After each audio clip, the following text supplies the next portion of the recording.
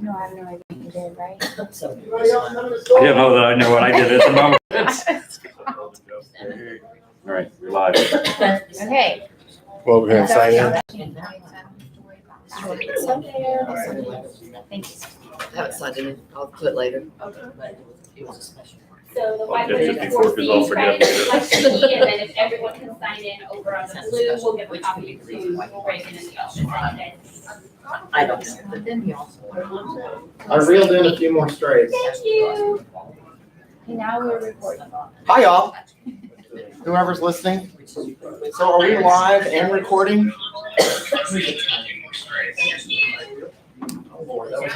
And I linked it in Facebook. Working. Live. No, you're actually on YouTube. YouTube live? YouTube live. So now we're gonna be live and record?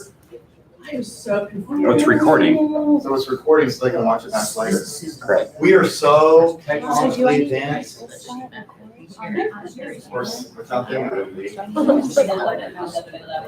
we should pick it up. I knew they probably had a reason. They want to use their own titles. They use. Thank you for my Thank you. raffle cards. Thank you. Oh, we got a lot more than that for our auction too. You need more stuff? Yeah. Unless you're gonna want to walk through the camera, Scott. We are waiting for those of you who are watching on YouTube Live. Is there anyone watching on YouTube Live? Can you tell? One person. Who is it? It's probably me. It's Scott. Way to go, Scott. Watching yourself.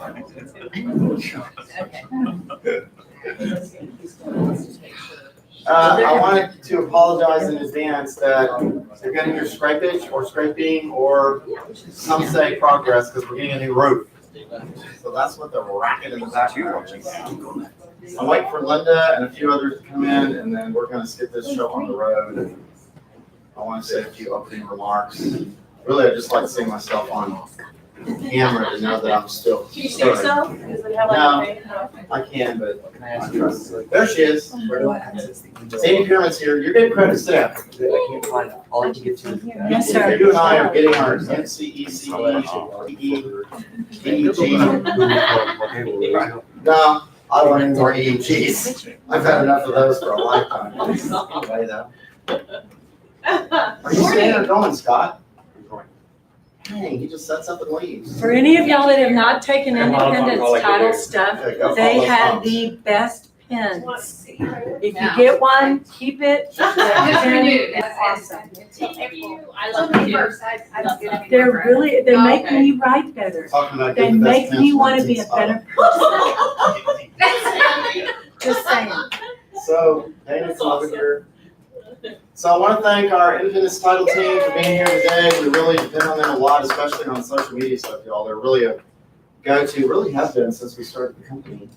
And every time I'm with one of them, which Autumn's birthday, I think was yesterday. or the day before yesterday. Autumn, when I was just getting the train moving here, Autumn was the first closing in the history of JB Goodwin with me selling a $100,000 condo. I wonder if anybody's going to show up. It's working out so far.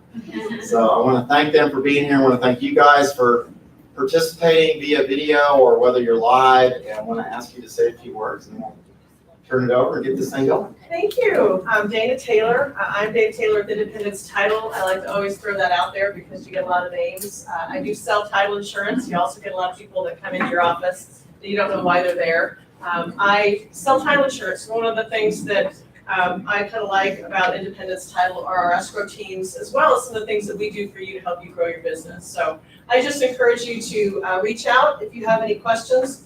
I also am a good person if anybody in your office is busy and you need to ask a technology question. If I don't know the answer, I can usually send you in the right direction, so I'm a good first place. We do a lot of Facebook, social media, different Instagram, chat, snaps, all those different ones. That's not my favorite one, by the way.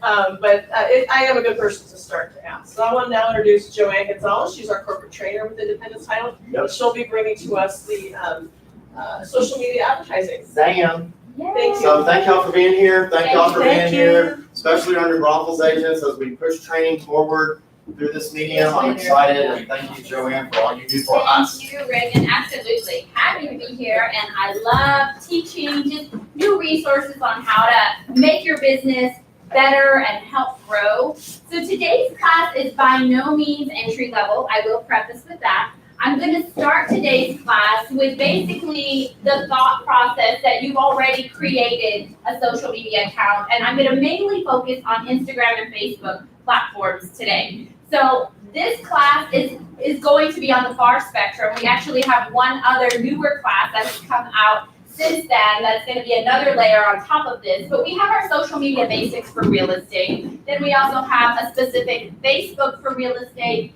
Instagram for real estate, and now we're at social media advertising for real estate, saying, I already have my Facebook business page set up and an Instagram business page set up, and now I'm ready to start taking out some ads. But there are so many different types of ads that you can take out. It's hard to decide, which one, what objective am I gonna pick? I see all this boost, should I boost my post? Should I not? When is the right time? So I'm gonna talk about that. And then you have your takeaways. So I'm big on handouts to be able to have that booklet. So when you are ready to go and think about your ads, you can go back and refer to the book and say, okay, what did Joanne say the different types of ads were?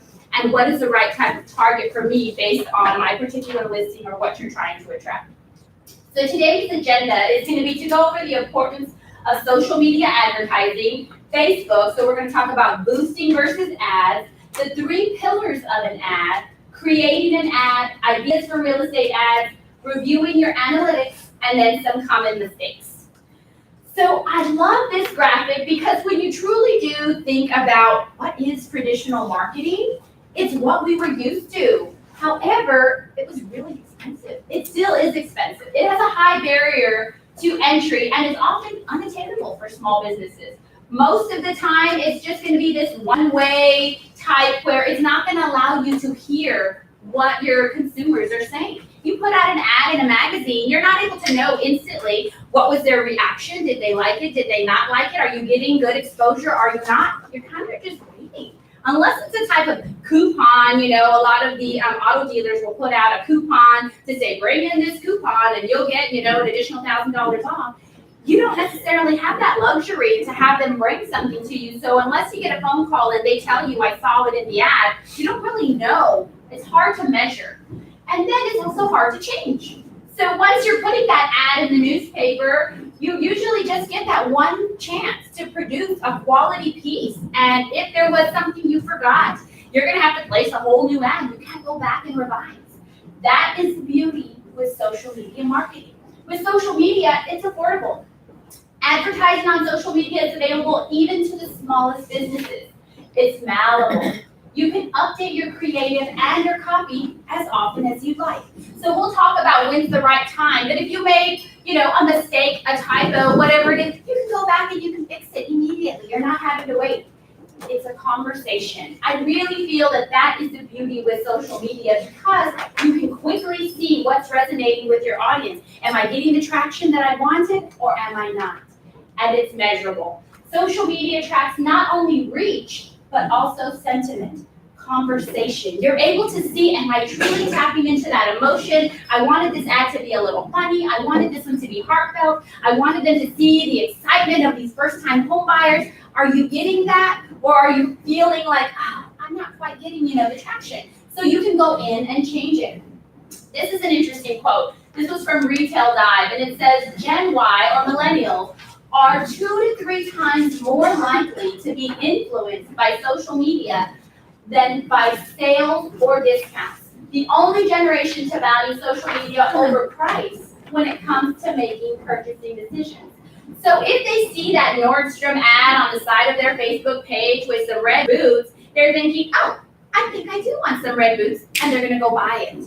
They're not thinking, my generation and before, thinking, well, let me shop around. I'd really rather go to Macy's and try on the boots or go to Nordstrom's. I want to feel the texture. Every boot, fits a little different. I'm not going to buy immediately. I'm sure they're going to have a sale coming out soon. Not millennials. So we have to think about that impact because that's who has the money right now. Oftentimes, I have so many seasoned realtors that will come to me saying, you know what, I never had to worry about ads. I never had to worry about marketing so much because I was very blessed in that I had that continued business that would just come back to me. I had that referral source. Well, now grandparents are passing on their homes to their grandchildren. And now the grandchildren is where the market is at. So we have to think, where are these grandchildren hanging out? Hanging out on social media. So we have to be able to have exposure on social media so that we don't let them slip through the cracks. So here is talking about a unified platform. So Facebook owns Instagram, so you will have that link there. The beauty with it is you're able to have that unified management. So when you are taking out an ad on Facebook, you can manage those campaigns together, unified and efficiently. You can manage and report all of them, and they're streamlined and consistent. You have an expanded inventory. So you get in front of additional people that maybe you wouldn't have if they were separate platforms. You have different friends on Instagram than you do on Facebook, and then some of them overlap, but it's nice to be able to have that difference. And then you have creative portability. So you can get more out of your marketing assets with the flexibility to run a shared ad creative across both Facebook and Instagram. So that's a bigger bang for your buck. Getting a broader audience while you're taking out one ad. Just how big is Facebook and Instagram? So even just with Facebook alone, I always hear, oh, Instagram is where it's at. That's where you have to be. Facebook is dying. It's all about politics. I don't like Facebook anymore. Well, Central Park in New York City is 843 acres. Facebook's proposed new $42 billion data center in Atlanta, Georgia is 416 acres. Data alone.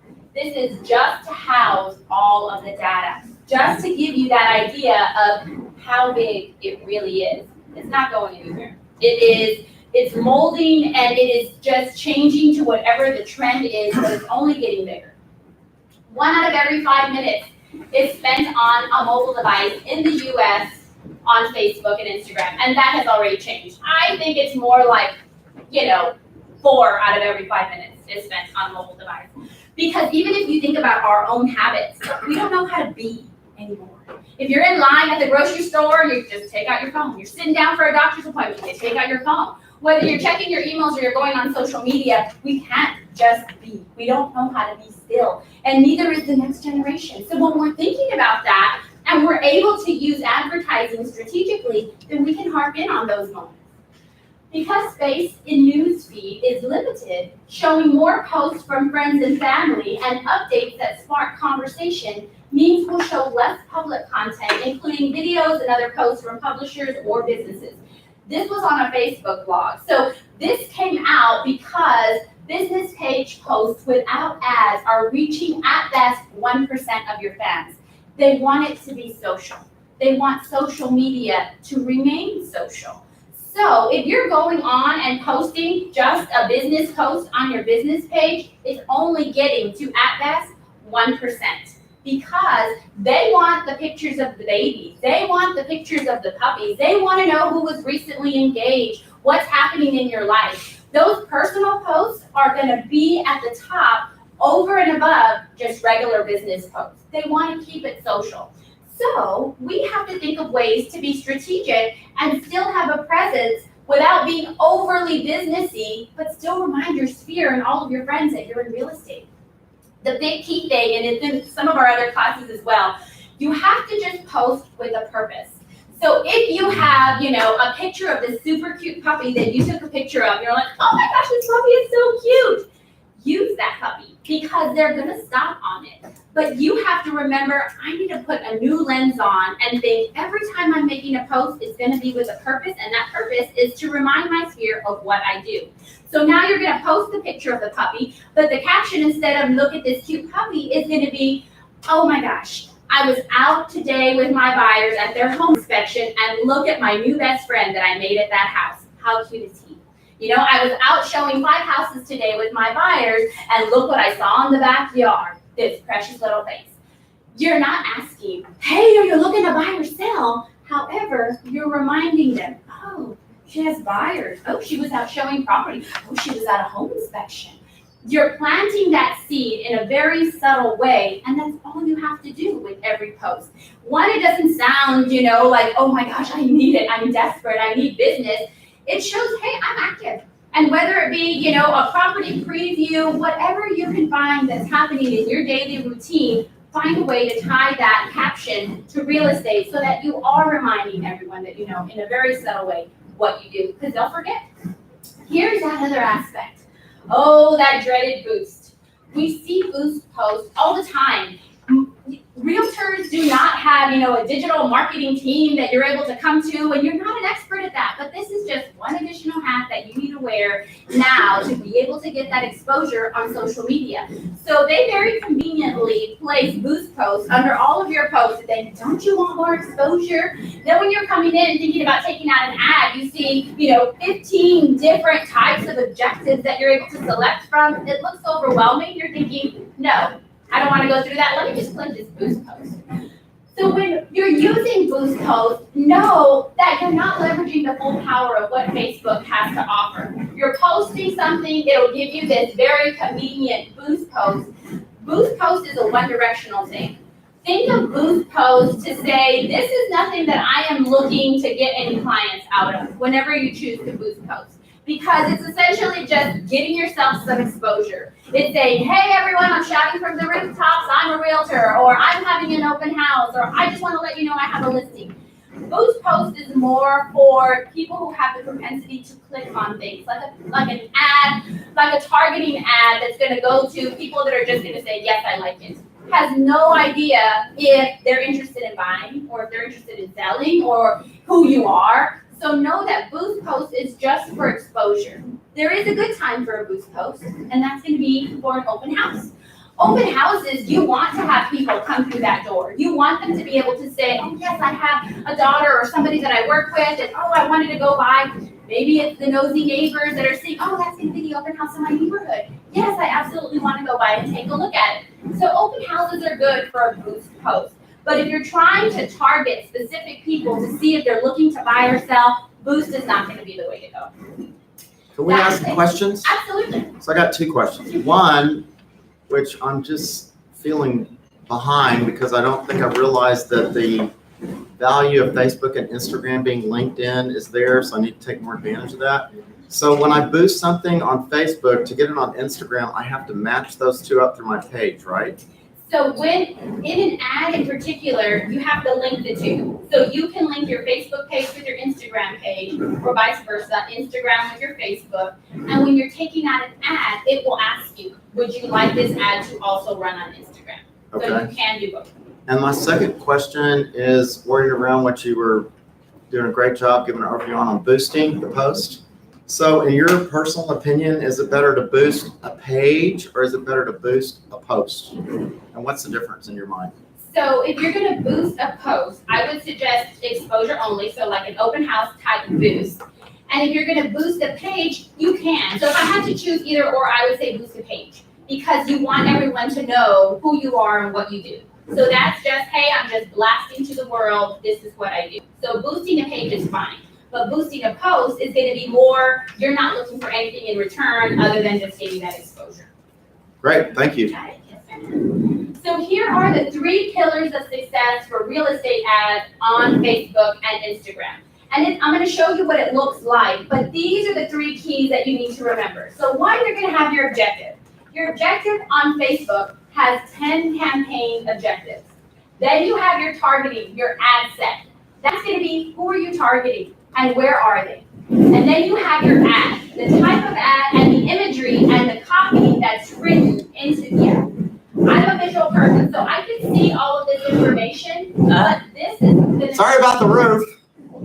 That's what that is. We're all about improvement. So this is what it looks like when you're actually on Facebook and you're going into your ads manager. You're going to have this little window over on the left-hand side. It's almost like a table of contents. It will walk you through the whole outline of the process. Whatever is highlighted is the step that you're on. So you will start with your objective. And for your objective, you're going to have all of these options. And you look at them and you're thinking, well, where do I start? Which one am I supposed to pick? What's the right one for me?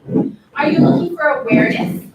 Are you simply knowing, I just want people to know who I am. I, was not in this field previously, and I want them to know who my brand is, and now that I'm in real estate. So maybe you're just looking for brand awareness and reach. You just want to get that exposure.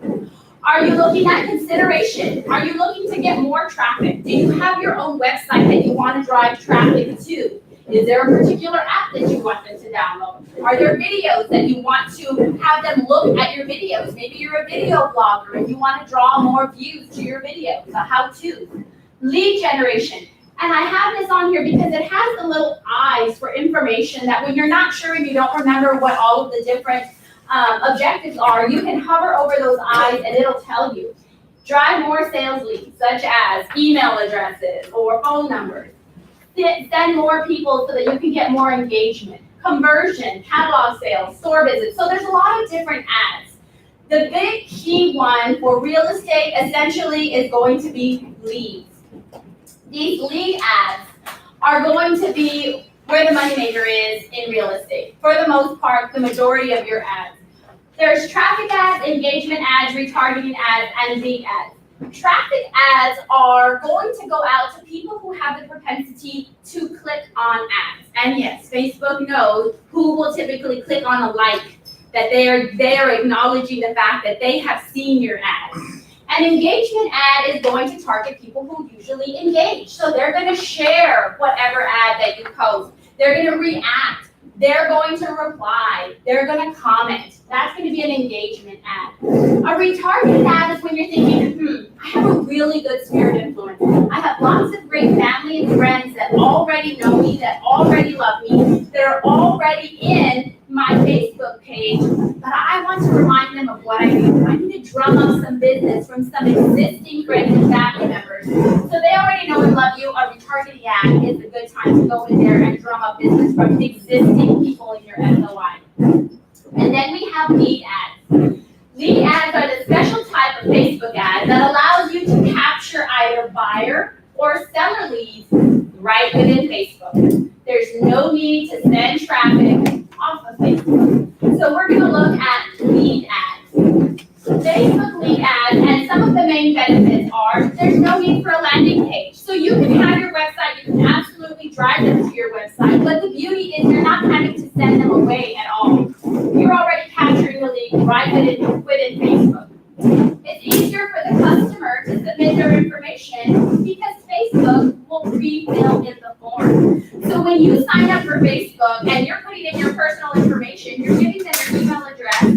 Sometimes you give them your phone number. You're giving them. There you go. Incoming. It's just rocks. It's rocks. They won't hurt. They won't hurt. We're always trying to create digital things. They're keeping the skylight. Sorry, y'all. Okay, I'm You're doing a sorry. great job I overcoming thought it this. was, I I thought it appreciate was it. breaking. I'm so That would embarrassed. have It did sound like it. It did. These are things that we don't always think about when we're putting in our information, creating our Facebook page. You're giving them the email address, you're giving Facebook your phone number, you're giving them your date of birth. Sometimes you're at least the month and the day of your birthday. So when you're going in to take out an ad, know that that information can already be pre-filled in. So that's a great thing for you as someone who's marketing and paying for advertising, because if you think of yourself and you're having to fill something out and they're asking for your email address and you have to pause let me write in my junk email address. Now they're asking for my phone number. Are they going to be bombarding me with calls? But if it's already in there for you, pre-filled in, and you're going to click, much more likely to go through and capture that information because Facebook is already pre-filling it in. Leads can be easily downloaded straight out of Facebook or sent directly to a Google Sheet. There's a lot of different options, but that's the other beauty. You don't have to feel like, great, now I have all of this. How am I going to export it? How am I going to get it into my CRM? How am I going to put it into an Excel spreadsheet? And it can be set up so that buyers and seller leads are funneled directly into your CRM. So know that that makes it a whole lot easier when you are taking out ads. This is what an ad can look like as an example. So if you have a photo, you can use a stock photo, you can use one of your actual clients. Then you can have your headline, thinking of selling your home in the next 30, 60, or 90 days. Get a free home evaluation report. Know how much it's worth. We help get sellers top dollar for their homes. We're the experts in the area. Get a report, email email to your inbox, fill out these short questions, your property address, and click submit. So it's a quick and easy type ad that you want to create that buzz and you want to show that you're the expert in the field. So that's going to be the objective portion. Then we go to targeting and ad set. So who are you targeting and where are they? Targeting is truly one of the most critical pieces when you're taking out an ad. We had to take a step back because all of the demographics have changed. What they're allowing and what they're not allowing us to target on Facebook and Instagram have changed dramatically. So now we're thinking, okay, gosh, now we have to be cautious. Now we're not given as many options as we did before. So who can we target? What can we do? But I do think it's important that you truly do think, who is my demographic? I think oftentimes when you are way too broad in thinking, well, anyone who has money to buy and sell a house, that's who I want. With that same token, I always like to compare that to an open house. When sometimes agents are saying, well, I'll hold every house open. Any house that can have an open house, that's what I want. Yes, that's true, but is that the right demographic for you? Because the people that are coming to that open house are the people that you're going to be including as your new leads into your demographic that's going to be part of your SOI. So when you're thinking about that aspect, think about it in the same way with social media to think, okay, well, if I'm going to be attracting new clients, who am I attracting? What specific clients do I want in my SOI? What is my specialty? If I'm looking at historical homes, that's my specialty. If I'm looking at investment properties, that's my specialty. If I speak Spanish, then maybe I want to target people that speak Spanish because that's what sets me apart. Think about who you want to target instead of being very, very general so that you can get a niche market. So I also think it's important when we are targeting to understand where Facebook is getting its information from when we are targeting, because it has changed. So advertisers are one of the ways that we're able to get additional information. So membership status in a loyalty program. Information that you voluntarily give. Your birthday, if you've indicated what books and TV shows that you like, your job title, and know that it's anything that you post on Facebook. So even if it's not in your profile that you put, you know, I'm recently engaged, you didn't change the status, but you made a post about it and you're like, oh my gosh, here's my ring, recently engaged, that can also count. All of the information that you put in all of your posts, we can also use as a targeting area. Any type of interactions on posts and pages, this is what is no longer allowed. We are no longer to get information from third-party commercial brokers. We were before. So there are no longer any partner categories. Partner categories was where Facebook offered advertisers incredibly detailed ad targeting options based on data about users' lives, both on and off the platform. This data included things like keyword-based interests, job titles, ethnic identities, credit card spending habits, purchasing habits, and financial information. Facebook is eliminating these ad targeting options that come from third-party data miners. So these were some of those third-party data miners, and we're no longer able to utilize them to be able to pull that information. So then we're thinking, well, what can we do now? I mean, from an advertiser's perspective, we want that information. On a personal level, you're thinking, I don't really want them knowing all that information about me. But when you're advertising and you're spending money, you're thinking, well, what can I do now? How can I work around that? You can still select your core audiences. So you can manually go in and look at the characteristics like age and location. So if you wanted to think, gosh, I really am focusing on millennials, you can look at age. You can look at location to say, you know what, I want San Antonio and surrounding areas, or I was from El Paso, or I was from California, so I have a niche market in California, and I want anyone who's relocating here to San Antonio from California. Custom audiences. You can upload your contact list to connect with your customers on Facebook. I think that's one of the big ones as well, because you already know people. I think when you first start real estate, oftentimes we forget. Your broker will typically say, okay, by the way, for your friends and family, that's where you start. And I think as you get experience, we pull away from that, which is silly because they already know and trust you. So why start from scratch? Say, where's my next client gonna come from? I need to go out there. I'm gonna go and post things over here and I'm gonna do this. Start with your friends and family. Always go back there because they already know who you are. You're not having to sell yourself to them. They know you're a good person. They know that you're trustworthy and they can refer you to their friends, to the people that they work with. You need to get them in autopilot so that in conversation in the lunchroom, when someone say, oh, yes, we just had a baby, I know we're outgrowing our house. Boom. My sister's in real estate, here's your card. My sister, I can share her information, you have to use them. You need to get them in autopilot. So that's why I think creating those custom audiences and saying, who do I already know that already knows me and trusts me, and then build on them. You can So also, you can, just to interrupt briefly, you can do that with your Excel spreadsheet?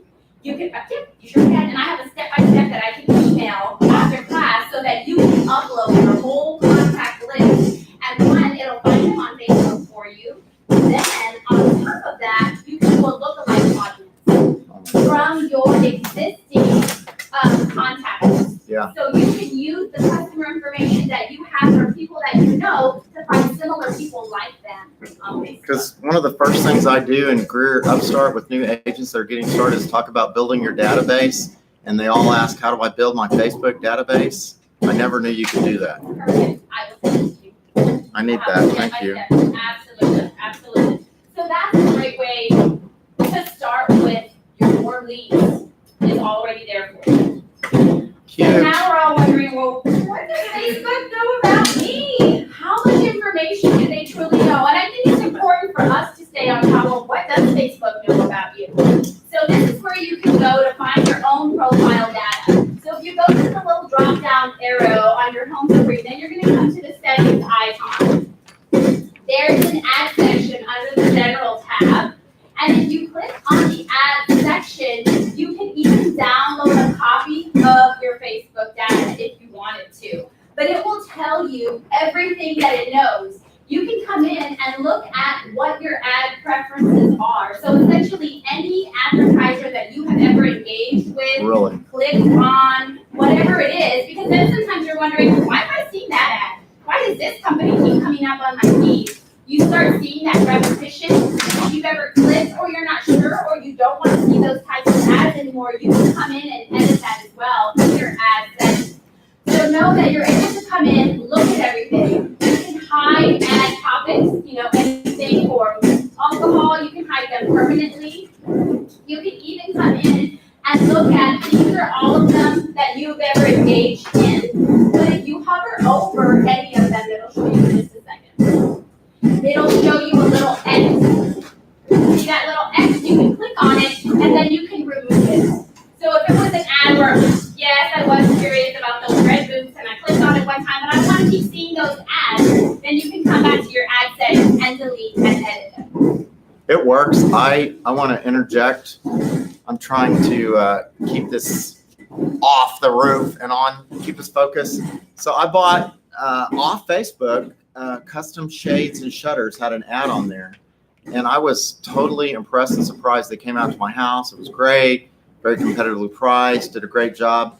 But now I keep getting inundated with all these dang shutter people. Yes. So I can go in there and I can X them off and they can leave me alone now, right? Yep. And if it's something particular, like if you're a parent and you want to go in for your children's Facebook page and you want to ensure that they never get alcohol ads or anything like that, then you can say permanently remove any type of alcohol ads or whatever is on there. So you can go in there and edit those preferences as you see And fit. this is why I come to training. Yes! Thank you. As long as you I didn't get know that. those nuggets of information. And I sit through probably every class that she teaches that I, present, and it's different, especially with Facebook and these social medias, they're constantly changing. Yes. That's awesome. So much is always changing, so true. So when you also see and you're looking at, oh yes, I remember going to, Bed Bath & Beyond and I clicked on the ad, but then I see, Scott over here and I'm thinking, why am I seeing his information? I don't remember ever clicking on anything with him. Well, there's other reasons on why you may also see. So sometimes if you see like Scott, you can click on these little dots on a particular ad when you're wondering, well, gosh, why am I seeing that particular ad in my feed? Or I need to know more about the Scott guy that I saw over there. That little dot there, when you're seeing an ad, you can get information as to why you're seeing it. So same thing could have been with the Scott guy that we saw. They were able to reach you because you're on a customer list or you provided them with your customer information on Facebook. Also, sometimes if you were at Bed Bath & Beyond and you wanted to get that $10 off coupon, they say, well, sign in here to our email list, and from this email list, then you're gonna get the $10 off coupon. Well, Bed Bath & Beyond can go and turn around and sell that list of email addresses, and Scott could have been one of the guys that bought that list. So although you didn't go and interact directly with Scott, he purchased the contact list from Bed Bath & Beyond. So that could be another way. But you can go into Scott and you can delete it so that you don't see that ad. But know that when you have ads coming up on your page, so like the shutters and blinds ads that you're seeing right in, you can go to those three little dots, see why am I seeing it? You can hide the ad, you can report the ad if it's ever spam or something inappropriate. And that way you're able to have information on there and remove it if you don't want to see it. So those are some of the targeting and the ad sets. Now we're going to look at the ad itself, the imagery, the copy, the actual text that you're writing in the ad. So many different types of ads, and variety is good, but you also don't want to get overwhelmed by all of the different types of ads. You have to keep in mind that people have short attention spans. So when they're going into Facebook, remember they're not thinking, hey, let me log into Facebook because I want to buy a house. Nobody says that. Nobody says, let me go on Instagram because I'm thinking about buying a house. They're going on social media to mindlessly scroll to see, hey, what's going on this weekend? I wonder if there's, when does Fiesta start? What's going on with, my friend Becky, and has she had the baby yet? That's what they're thinking. They're thinking, I'm in line at the grocery store, so I'm just gonna check in and see what everybody's doing. So you have to see what's gonna jump out at them. What is gonna get them to stop the scroll and actually look at whatever it is that you're posting and spark an interest with the picture. I think one of the biggest mistakes that I see, because I see myself scrolling through, are the exterior photos of a house. Not all of the exteriors of a house have a wow factor, and that's okay. But you need to think the first picture that I'm putting out there has to be the wow factor. Maybe it's the view. Maybe it's that beautiful staircase, and the exterior is, it's okay. It's nice, but it's not going to get me to stop. So you have to think, what's going to get me to stop? Some houses are kind of generic looking, where they're a great home, but it's not going to get me to stop when I need it for social media. So that's when you focus on the swimming pool at the recreation center. Maybe you get a funny little gift that you're able to put in there that's moving. You have to get creative. Maybe it's a picture of yourself. Maybe it is, a little video of the neighborhood, and you're not homing in on the house for that first picture, because that's what's going to get them to stop. So you have to put some thought into, what am I going to post that's going to get people to stop in their tracks? You have all of these varieties to choose from when you are going to create an ad. So you can do a carousel that will have 2 or more scrollable images. You can do a single image, you can do a video, or you can do a slideshow that will loop, and you can pick up to 10 images. It really just depends on where you're at in the process with the ads and with the property. I say don't give away the farm. Don't show everything that you have to show by doing, 10 images, and well, that's the whole house. I showed all the highlights and I showed all the features. Well, why are they going to show up to your open house if they've already seen all the greatness here? You want to think about a little teaser. You want to make sure that you're putting just enough to either make them click, make them call you, make them text you so that you can schedule an appointment. They want to call you for the price of the house. Leave something still missing so they have a reason to reach out. Canva and Ripple are 2 great platforms that you can keep in mind. Canva is a free graphic design platform. We have a whole class on Canva, but you're able to create ads through Canva, and Ripple does the same thing. So if you just have a photo that you want to upload to either platform, Ripple will give you all kinds of fun borders. It can make things pop out at you with words. So you have some really nice overlays that you can use with Ripple, both free. And it's just that great tool, because sometimes you have a great picture, but it's like, it doesn't stand out. How can I really make it pop? Sometimes that's all you need, is just to add a little pizzazz to the photo. Canva has become a part of our culture.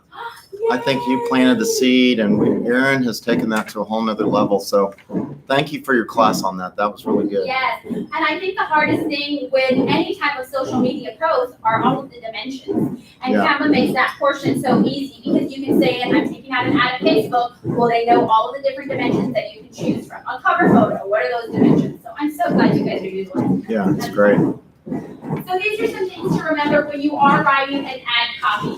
Call people out. Hey, San Antonio. Hey, Alamo Heights. Hey, Stone Oak. Check this out, Forest Glen Estates. Include a call to action. That's also overlooked. So make sure that you're telling people what you want them to do. If they're interested, shoot me a text to schedule an appointment. If you're interested, come and visit me at my open house at 2 to 4 on Saturday. Be specific when possible. How many homes you sold? What's the price of the home? What's the dollar value of the gift?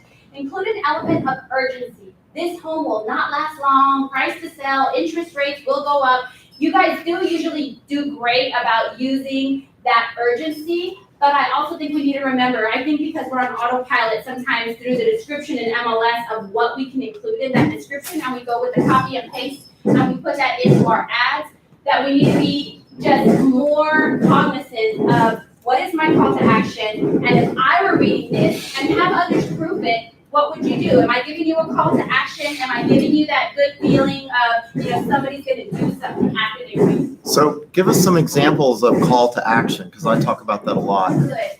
So it could be something as simple as shoot me a text. Here is my phone number, 555-5555. Email me for additional details. If you're looking for sellers and you want to grow the listings that you have, call me for an evaluation of your home. Interested in your home value, call me. I can email you something immediately. I can come in to take a look at the property and give you some staging ideas. I can give you, so you want to hone in on your expertise. So if you're looking for investors, I can give you, what your return on investment would be with X, Y, and Z improvements. I'm the expert in Hunters Creek neighborhood. I have 90% saturation share in that neighborhood. So call me and I'd be happy to go in and give you a CNA. So something Good that examples. is of value instead of call me for more information. So if you do the Elm Creek, which is a good example you just gave, so you're telling me that if I put that in the script of what I write, then the value of that is that anybody that is looking at Elm Creek, that's going to come up in their feed? Because Facebook is the number 2 search engine and Google is number 1. Wow. So when you're able to hone in on keywords to say, my farming market is Elm Creek, then you're able to use it in your title and create some consistency when you're taking out ads. Think about, 1, I'm talking about a new listing. 2, I'm going to make sure that I put where that listing is. And 3, I'm going to think about branding. And every time you take an ad, you're going to say, new listing, Elm Creek, Joanne at jdgoodwin.com. So you're going to have some kind of consistency every time you take out the ad, and people are going to know, oh, here's another new listing and location, Elm Creek. And if you're doing a general type ad, then you can just say, best place to live, San Antonio, Joanne at JD Goodwin. So you're thinking about all of that across the board. Well, if you've got captions on your pictures themselves, is that going to be picked up, or is it just going to pick up the stuff in the copy? So it will be picked up, but it really depends on how it's embedded. Okay. I would say captions are fantastic. Absolutely use captions, but if you could duplicate what you're putting in your heading and in your captions of the actual ad copy, I would do that just so you get it. So like Phyllis is Medina Lake. I mean, you've done some really cool stuff up there. So her just putting in Medina Lake, it's going to go, or like New Braunfels, Donna is listening in today. Thank you, Donna, for listening in today. If we put New Braunfels, anybody looking for New Braunfels, they're going to notice this. Exactly. We got to change our thinking on that. Yes. Keywords and consistency with keywords. And what I also say is it's hard to remember all of that sometimes. So use your notepad on your phone and say, okay, here are my go-to hashtags for Instagram. I'm going to pick 10. And every time I make a post, I'm going to copy and paste these 10 hashtags for Instagram and for Facebook. And then you can still customize 1 or 2. So then maybe you don't always want to use New Braunfels, but maybe that's going to be your customized one for the listing. Or maybe you're just posting a picture of lunch that you're having, with one of your new clients. Still use your same 10 hashtags that you But then you're also gonna put hashtag best Mexican restaurant in San Antonio, hashtag happy clients, hashtag, so you have 2 or 3 that you're only having to customize based on the post that you're making, but you're creating that brand for yourself by having that consistency of the 10 hashtags. So hashtags in addition to what you're writing, or so do both? Yes.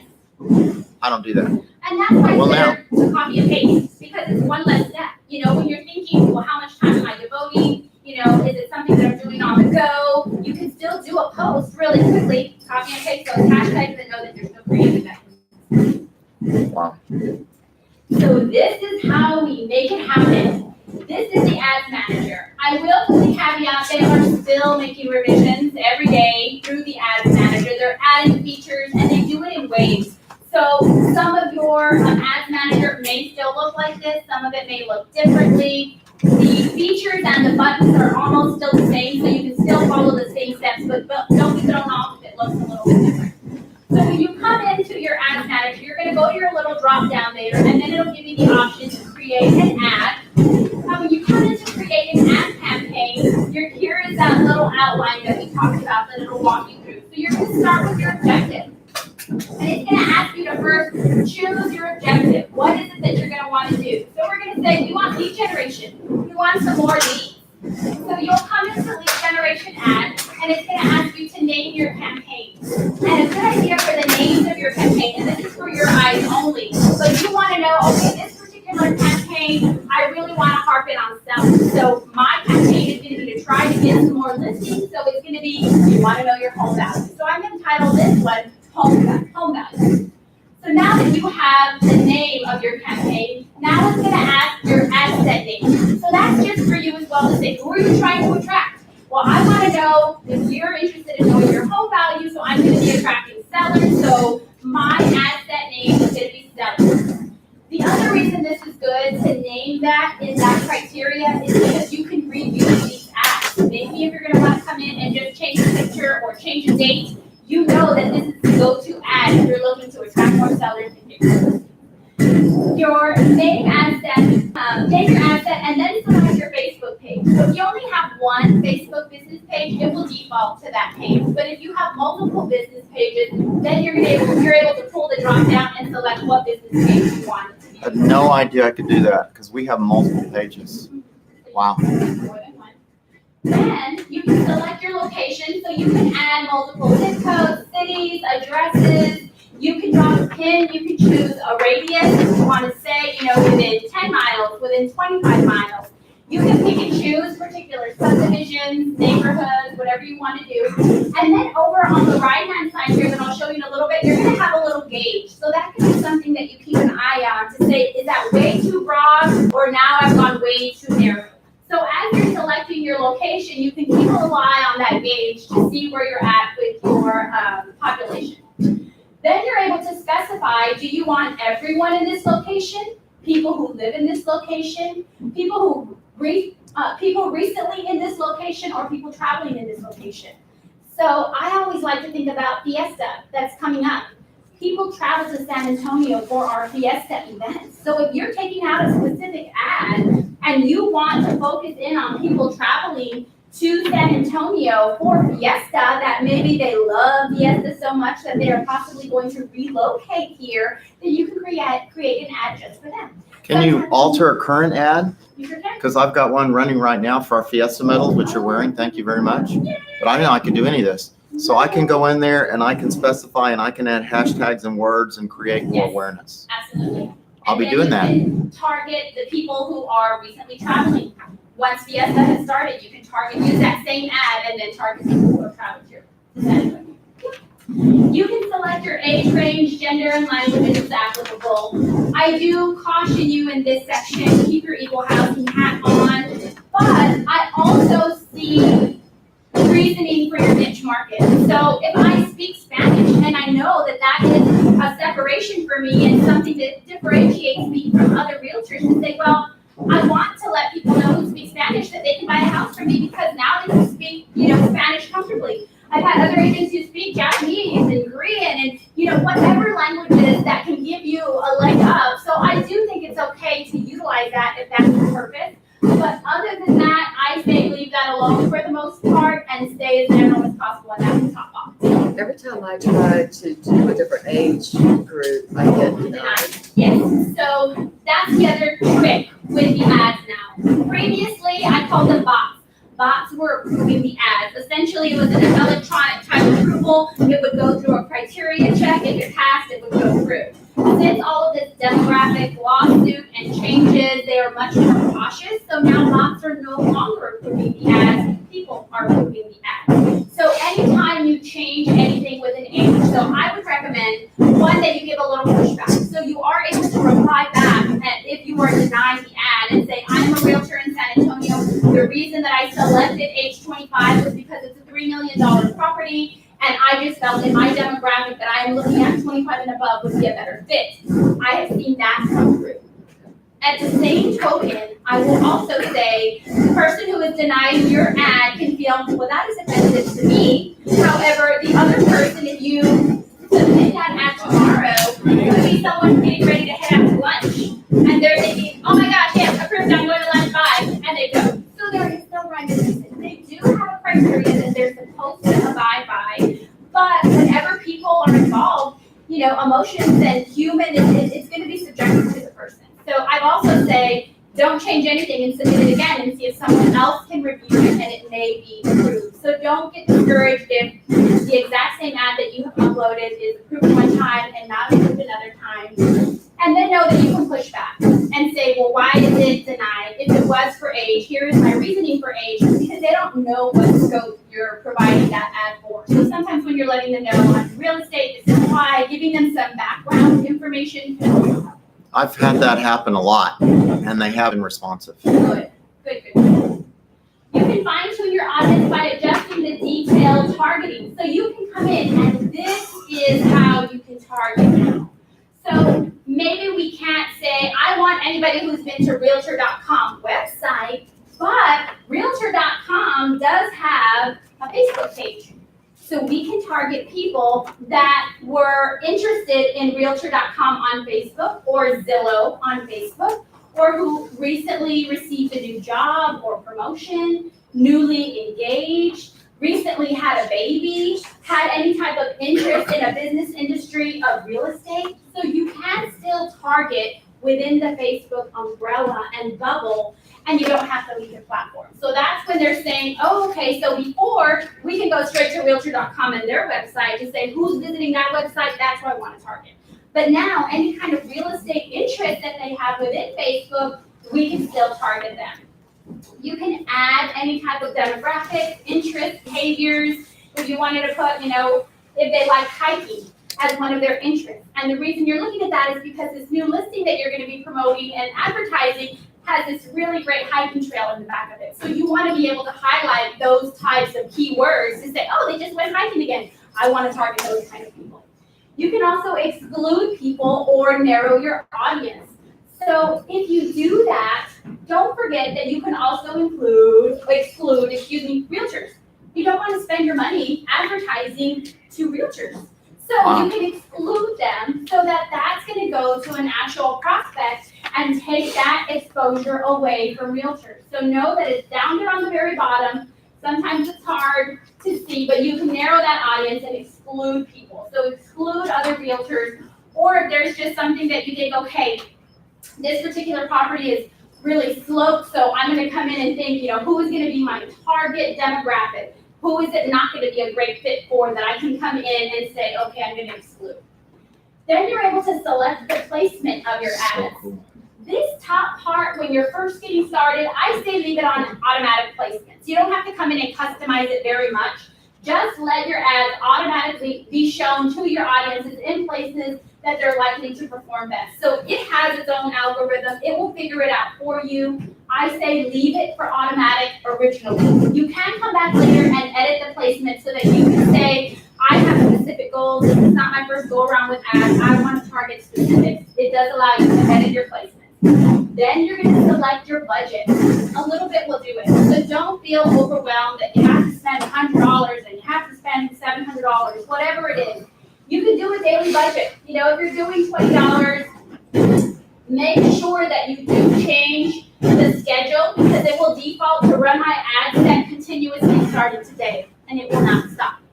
So you want to be sure to set a start and an end date. One, for budgeting reasons, but then two, because you don't want ad fatigue. You don't want the same ad just to keep on going forever and ever and ever, and then you forget about it. You want to make sure this is going to be, I'm going to run it for 4 days. I'm going to run it for a week, whatever time frame you're comfortable with to see if it works. Make sure that you're picking that start and end date. And then depending on what your budget is, then it'll tell you what your budget, your total budget amount will be, and you can adjust it. But you can, because I don't hesitate, I just set aside an amount and on that drop down, I can do it where it just spends that much money, right? Yes. Off the daily budget, you can cap it. Yeah, because I want them doing that. That's really good. $5 to $10 a day will do it. I tested more and there's diminishing returns. I typically will do $5 a day for 7 days. If you're feeling fancy, $7 a day for 5 days, and that's from Honey Bar Media. Shorter is always better. You don't want to get that ad fatigue because then they start tuning it out. Then they're like, oh yeah, I already saw it. No big deal. And you want to also swap out the images so that it does look revived and refreshed. Another reason not to do maybe that carousel that does all 10 photos, because then that could be 10 different ads that you're using to take out. And you can highlight those key features separately. Then when you're coming in, then you're going to name the ad. So here I'm doing independent title essay, lead generation, and then you're going to come in and select which account. So here is where you have a business Instagram account that you can link, and you're able to show. So yes, I have an independent title Instagram account and a business page on Facebook, and you're able to select, do I want both? And since they're linked, do I want to run the ads on both Instagram and Facebook? Then you're able to select the format. So do I want to do single image carousel, single video, or slideshow? And here is where you can browse the library. They have lots of free stock photos that you can use. You can use Canva for all of their stock photos as well. Or you can upload your own image. If you have a picture of the house that you're going to want to upload your image, you can do that. It has the specs that are on there.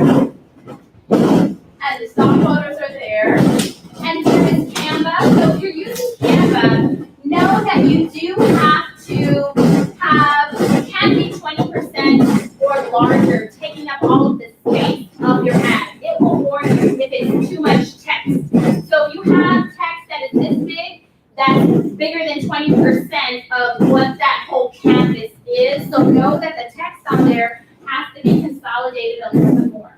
Then you're going to have the text that's going to be displayed at the very top of your ad. So if you're saying, want to get a real estimate of your home's value, if so, then you can't expect to use real estate websites that don't have access to the latest information directly from multiple listing services. Use our website to get a fast estimate of your home's value. Then you're able to have this information displayed in front of your photo that's coming up next. Then you have the headline. What is your home worth? So this is giving an explanation, getting them to buy in. Then you come right below the photo, and then you can put that headline. What's your home worth? That's going to be that big font so that it can stand out, so that they know, oh, yes, I want to know what my home is worth.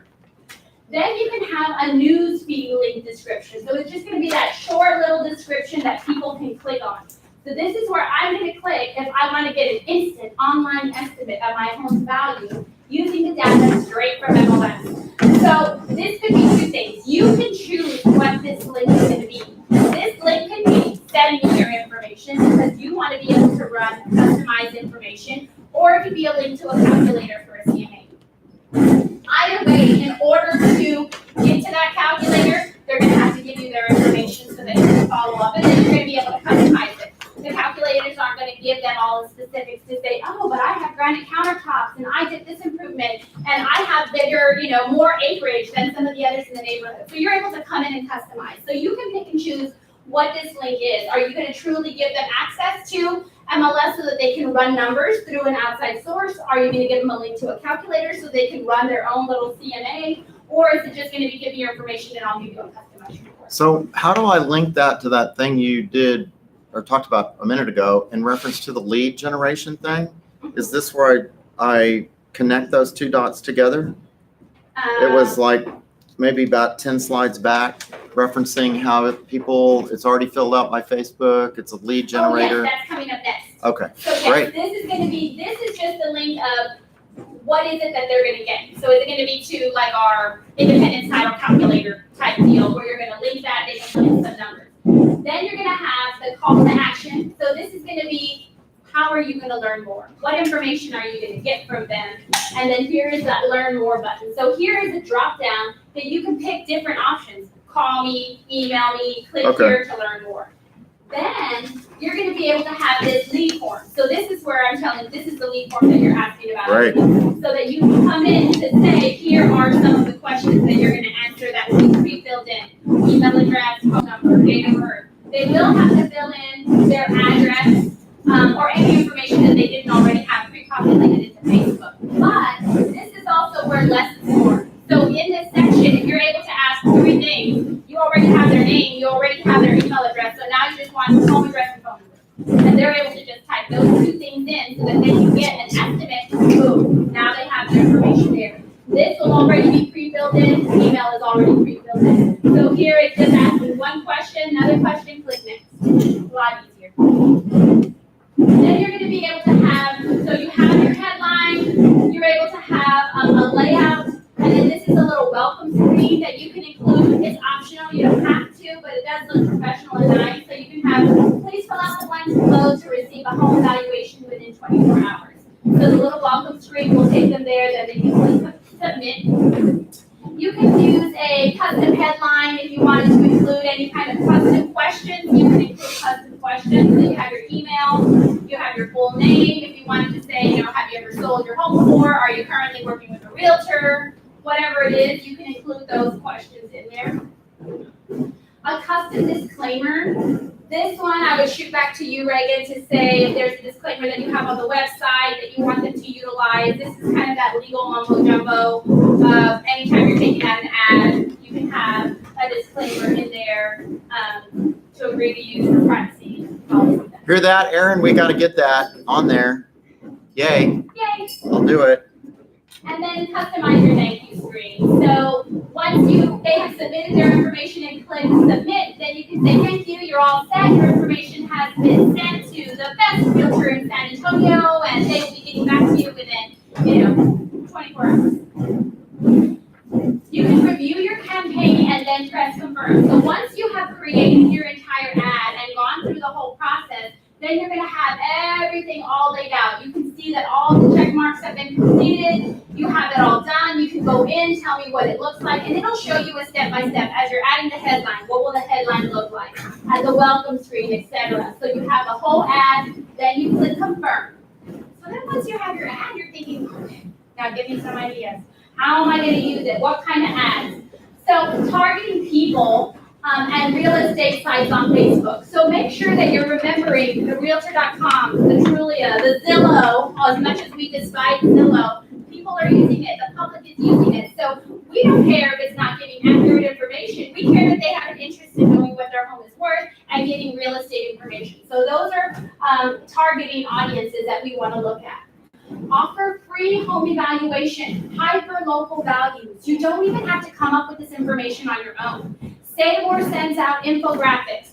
Go to our website, we have stats. We run the reports every month and give you what the updated stats are, what the average median price is.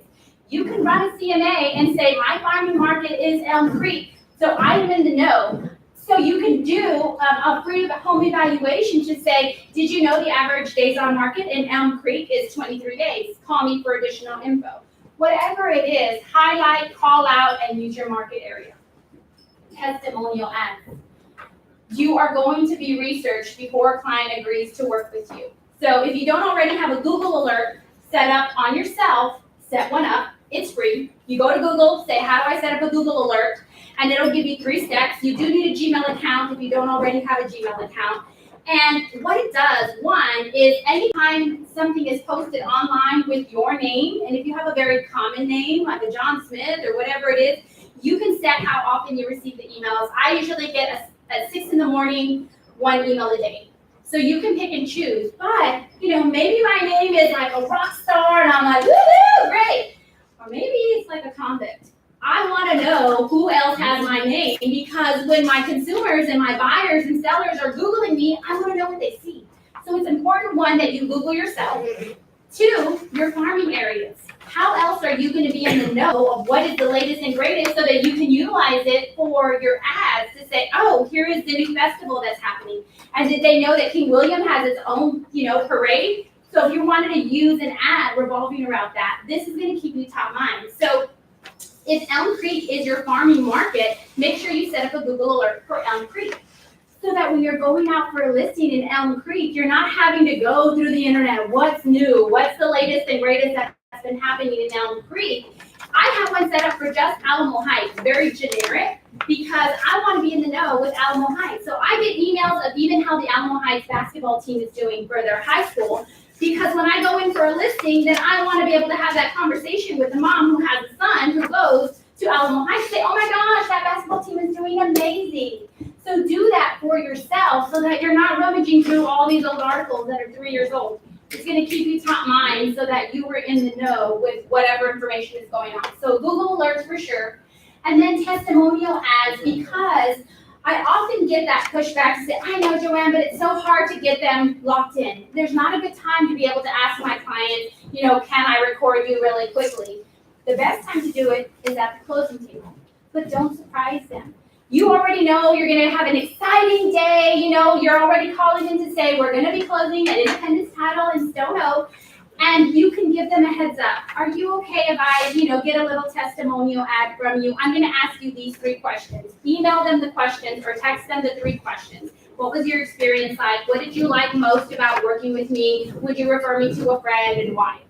You're giving them that so that they can think about the answers to these questions overnight. Some of them are going to get excited. Ooh, I'm going to dress up. Oh my gosh, I'm so excited. Okay, great.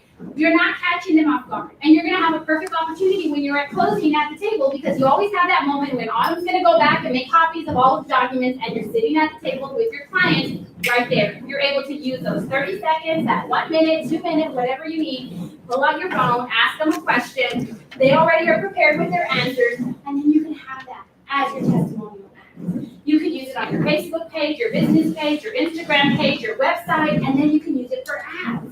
So know that you have it there at your disposal if you just capture those moments that are available. Video ads are also really great. So you're able to come in and just do little panoramic views of the house. Talk about the neighborhood, talk about the recreation center, talk about events that are going on.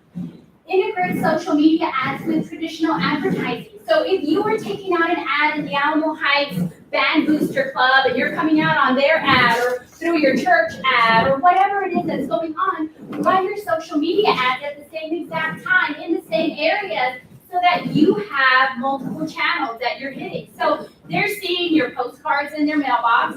They're seeing that you're in the booster ad. Now they're seeing your social media ad as well, because you were able to target that location. Today's consumers need an average of 12.4 touches before making a purchase decision. Wow. So before we get too far off of that, how long should a video ad be? Not long. Try not to go over a minute. If you could, if it's just a simple ad type video, 30 seconds or less is good, because you want to leave still information to dangle. You still want to be able to create that buzz and that excitement. I'm doing that today Woo-hoo! on the JB Goodwin Facebook page. Look for it. So Instagram. So according to Instagram, over 300 million people now use Instagram stories daily. But note that you can come in and look at the available objectives on Instagram for your ads. So if you are going to want your ads to run on Instagram as well, you can come in and specify and look at the reach, the video views, the traffic conversions. If you come in and edit placements, so after you've already run an ad a couple of times, you've already utilized those automatic placements. You can come back and edit the placements, and you can actually come in, this is the options that it'll give you, to select, do you want your ads to run in stories? Do you want your ads to be in the feed? So you can select and deselect whatever you want with your ad on Instagram and on Facebook. So you can customize based on I had no clue to your any of this. I'm so glad I came. And don't forget to look at your analytics. I think that's the other key piece where you guys do so much great work into your ads, But if you don't come back and look at the analytics to see what is truly working, then it's almost all for naught, because you want to know what worked out so great that I can recreate. And if I'm thinking, oh gosh, I was looking at the post and I posted one with a cute little puppy and I know that one was gonna do good, but I only got 2 likes on it, I thought for sure everyone was gonna love it. But if I come into my analytics and I see, well, yeah, I only got 2 likes, but when I was able to look at the impressions and my reach, it was 689. That's much more valuable than the 2 likes, the 2 people that engaged with my ad, but I know that my image was in front of 689 people. So looking at those analytics is really going to be key when you're coming in. You can break it down based on the type of device that they were looking at. You can look at the age range. You're able to look at the gender, the region. You can look at business location, what platform, what device. So maybe you're thinking, wow, I had a lot of Instagram viewers. I thought I was going to have much more on Facebook. And then you can kind of tailor based on who is looking at the ad to say, wow, well, the majority was between 60 and 65. So let me tailor an ad that's going to be tailored to that type of age group. You also want to know what your competition is doing. This is something newer. So if you come to a competitor, another realtor, another real estate brokerage, or now something that's new. So you can come to info and ads and you can look at all of the ads that they are running and get ideas. So I like to mention this because Ryan Serhant is like one of those celebrity real estate agents, $1 million listing, reality TV show. So you're able to come in and get ideas. But you can do that for like realtors in California and realtors in Arizona and realtors out of state to see, why am I reinventing the wheel? Why am I trying to recreate something when you can go in and get ideas from people in the industry to say, oh, what are they doing? So also, on top of this, now in your ads manager, they have a whole library of real estate ads. You just type in real estate and it will show you the whole library. So know that that is available so you don't have to feel like you have to be ultra creative and coming up with different ideas. Here are some of those common mistakes when you are running social media ads. So don't assume it's all about the likes. Don't get lost in that vanity to think, well, I only got 2 likes, so I'm sure nobody liked it, nobody saw it. Go to those analytics and really look at the reach and the impressions. Don't forget to target different audiences. So you want to make sure you keep some type of variety for whatever your niche market is. Don't rush to judgment. Do give it just a little while. You don't want to change too much too fast. You can let it run the 4 days that it was going to run before you come in and change that picture again or change the wording again. And you're not studying the metrics. Make sure that you go back and look at those analytics. Be committed to the relationships. You can't expect to just post an ad and the floodgates will open and now you have, oh my gosh, all this business. It's going to take time. You have to be committed to run ads consistently and don't give away the market. Make sure that you're holding a little back so that they still need you for additional. Thank you guys so much. I hope y'all got some good, valuable information. Wait. Wait. Yeah, we got some extra books. If you want a book, come on in. Y'all, I want to apologize for the roof. We are making progress, but that was a trick. For those that sat through the class, I just ordered pizza from Costco. Do not leave. I am treating you to lunch for enduring that. But what a great class. I personally can assure you that I made some changes in the way we're doing our ads, and you made us money today, so thank you. So do we need to fill out this little course I would love it if you evaluation thing? fill out the I evaluation. think Thank that'd be you. good, and tell them your name again on screen. Joanne Gonzalez with Yes. Independence Title. Remember Joanne and Dana are here too, so Thank you. great job. Thank y'all for being here. I appreciate you I'm filling guys. out this thing. Thank you so much.